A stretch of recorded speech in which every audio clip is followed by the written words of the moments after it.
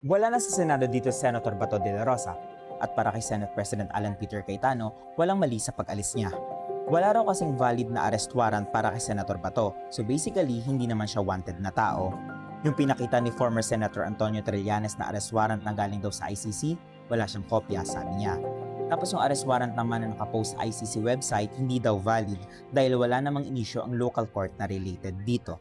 And the Philippine Constitution said that the only valid warrant is a warrant of arrest from a Philippine judge. Ayon din kay Cayetano, importante na dumaan sa local court yung arrest warrant para may tsansa pa yung naaresto na makapagpaliwanag. If I had a twin, Peter Alan Cayetano, may ICC warrant, ang hinuli si Alan Peter Cayetano. Sa Hague na ako magpapaliwanag na, hoy, ako si Alan Peter, ang hinuhuli niyo si Peter Alan. Kaya nga sa Philippine court muna, para if I have any defenses, doon muna. Binasa din ni Senator Cayetano yung text message mula sa wife ni Senator Bato kung saan kinoconfirm niya na tumakas na yung senador. Sabi niya, sana raw di masayang yung sakripisyo ni Senator Bato sa pagsulpot sa Senado. Nang hingi rin ng pasensya yung asawa ni Senator Bato sa gulong dinulot niya sa Senado dahil sa pagsulpot nito. Naniniwala siya na ginamit ni Bato yung kaguluhan sa Senado kagabi para makahanap ng tsansa na makatakas. Nakalabas di umano si Senator Bato mula sa Senado ng 2:30 ng madaling araw. Ito'y 7 oras matapos ang putukan na nagdulot ng kaguluhan.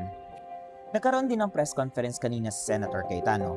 Nagbigay siya ng details about sa nangyaring putukan kagabi dito sa Senado na base sa initial na investigasyon ng Department of Interior and Local Government. Inamin ni Cayetano na yung Senate Sergeant at Arms yung una nagpaputok. Pero warning shot daw ito para sa tao ng NBI na nakita niyang malapit sa compound ng Senado. 27 shots ang galing sa Senate Sergeant at Arms at 5 shots ang galing sa tinawag niyang kalaban, sabi niya. Nagalit pa nga si Cayetano matapos tanungin about doon sa miyembro ng Senado na unang nagpaputok. Ininsist niya na under attack yung Senado at giniit din niya na hindi diversionary tactic lahat ng nangyari. Kung tututukan kita ng baril, papasukin ko bahay mo na may baril ako. Nag-warning shot ka, pinutukan kita pabalik, is it not an attack?